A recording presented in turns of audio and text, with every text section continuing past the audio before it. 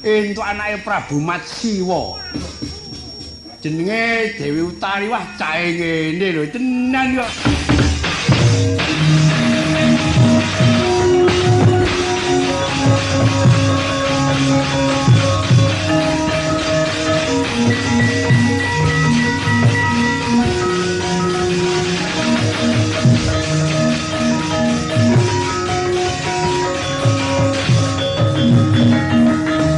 Sangka senenge atine Siti Sendari gemprang kaya kidang nunjang palang.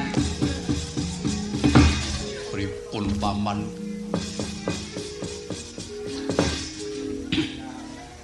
Kula ajrih kalian Wa Prawing Ndrawati sampean wong tuwa dikongkon ora bisa ngrampungi gawe niku pripun? Sing kono dak pecus ki sapa lho? Kuwi mau kongkon ambek aku, ya toh? Paman mang goleki Abimanyu ketemu teng pundi men sampean mang beda. Nyu kowe kon mulih ndok pringgondani dinteni kakangmu si Gatotkaca. Marga bojomu si Sendari nangis wae. Lah wis tak kandhakno ora tak kurangi ra tak wuwi. Mbok modan aku nyatut tak kandhani. Tenan ya wis iku opane tak kandhakno mbek dheke. Paman pripun niki paman? Nganti Raden Ayu Siti Sendari lara saking pringgondani yen ketenangan Wa Prawing Ndrawati kula dinapakke paman. Sampan wong tuwa tuwas brapas kakean nampas ora kena dipercaya. Oh. Lah aku ki kon kepiye jare kon ngidul-ngidul kon ngalor-ngalor kok isih disalahno ki kepiye? Lah mbok mau kowe aja kongkonen aku akeh buta liyane aku sing gedhe-gedhe siunge. Paman pripun? Oh, Raden Ayu, kowe ana ngendi Raden Ayu?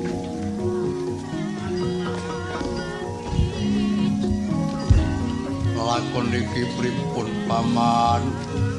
Sampeyan wong tua kula dipercaya pripun paman? Wis sak karepmu. Sampeyan mangakoni lupute.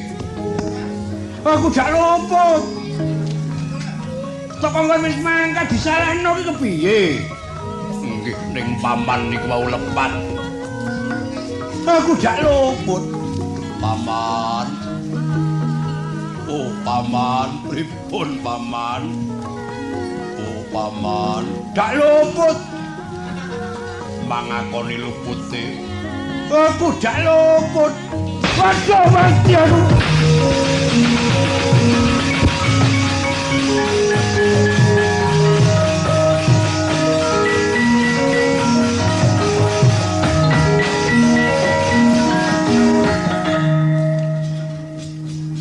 Sampeyan kudu gelem ngakoni lupute. Wong tuwa dikongkon ra bisa ngrampungi gawe malah gawe unar niku pripun paman? Yen sampeyan seklimah wis gelem ngakoni lupute, kula mboten badhe midana dhateng sampeyan. Mapan sampeyan pekunden kula paman. Kok malah ora gelem angsuli wong apa iki? Paman. Waduh, paman Paduka.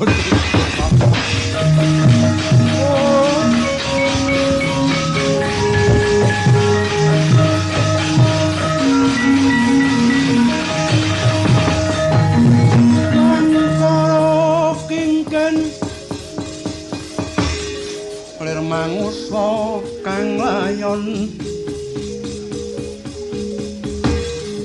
tenyoy langing kang mamanise watanan nira layung kumaha temrah nyomaratani marang sariranipun melestining lutira kawang-wang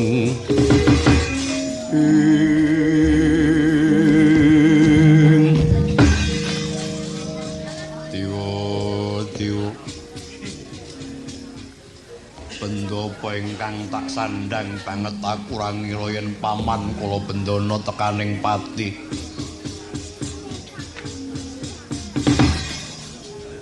ora kanthi kecarak kemlawening tanganku nyampluk parupane paman kula bendana saiki tekaning pati. Paman, nadyan wujud kandha badhe kula rukti anut satataning panembah paman.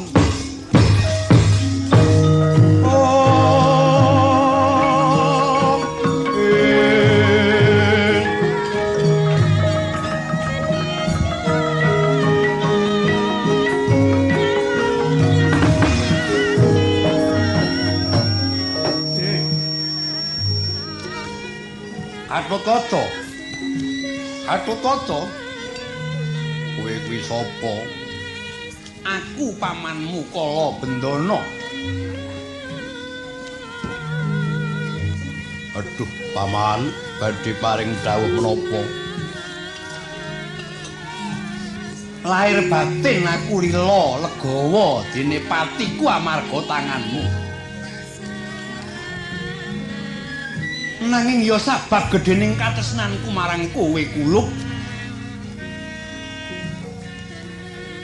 Nadyan ragaku wis tekaning pati nanging jiwaku durung sowan pangayunaning para dewa.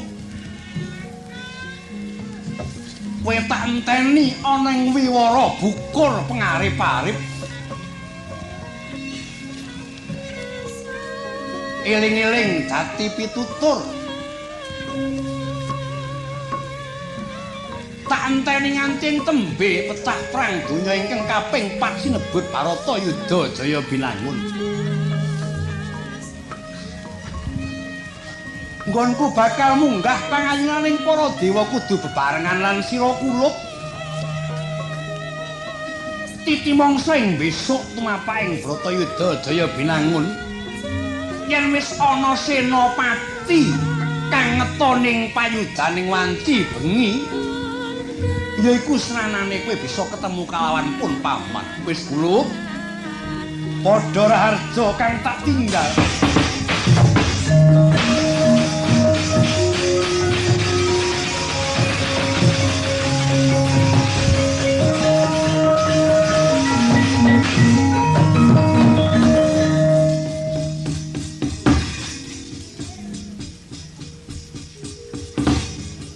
Kridaning ati ora kuwasa medhah kuthaning pasti.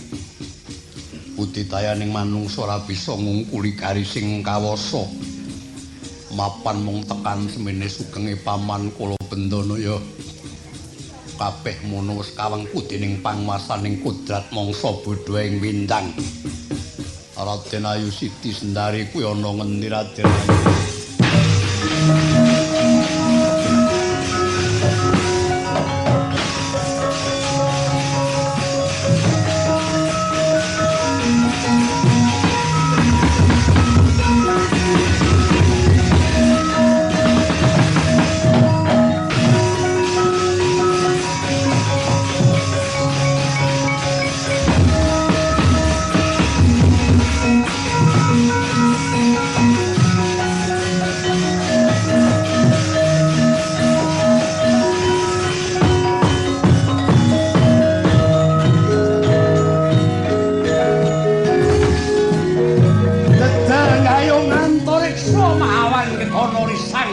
Gatotkaca.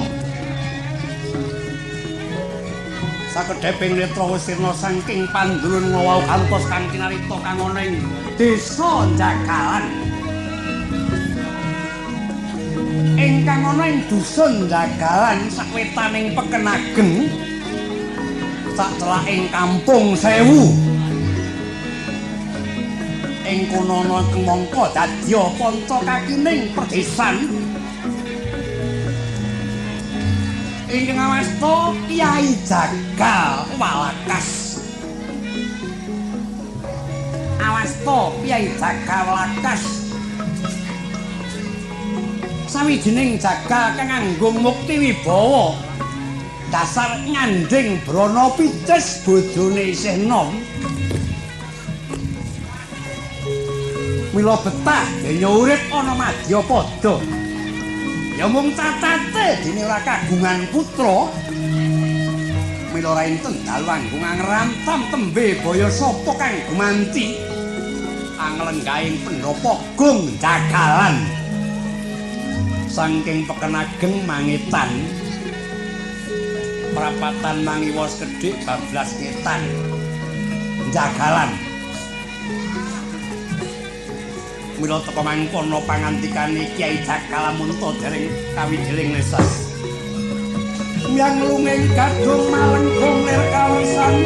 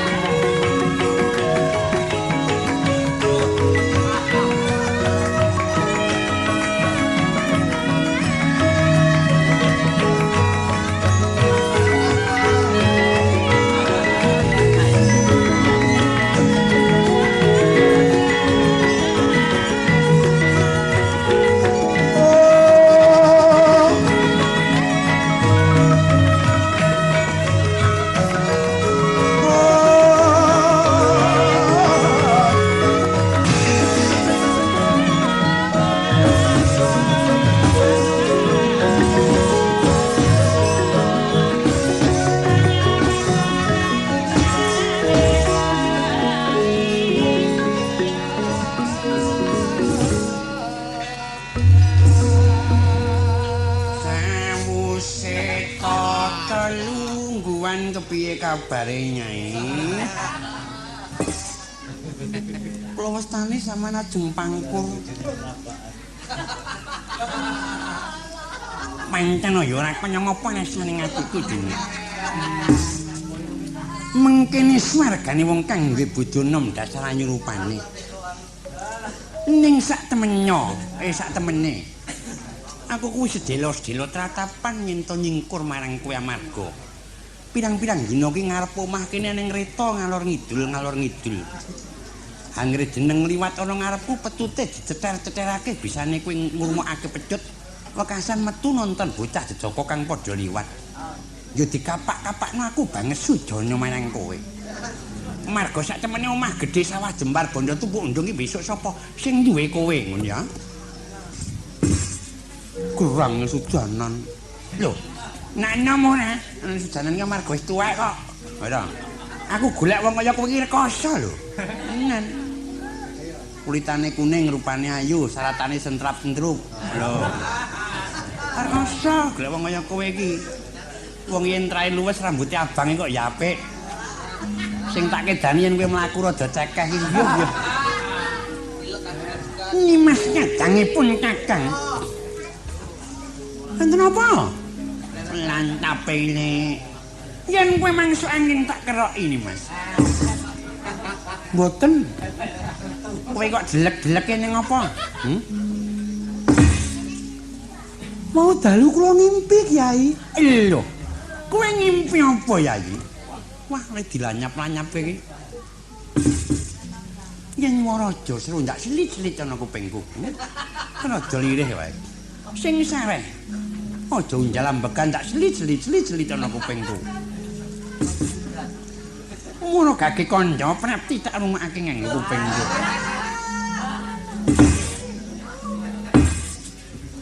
Kulo mau dalu ngimpi. Ngimpi apa? Ing jagalan mriki kedawan daru. Lho. Tenan. Saestu. Mengko gek mung lam-lamen amarga impen kuwi bisa uga sadurunge ngimpi mikir wekasan gegambar ana ngimpen. Saestu kok. Wenteh jam daru. Daru saestu. Tenan, saestu. Lho.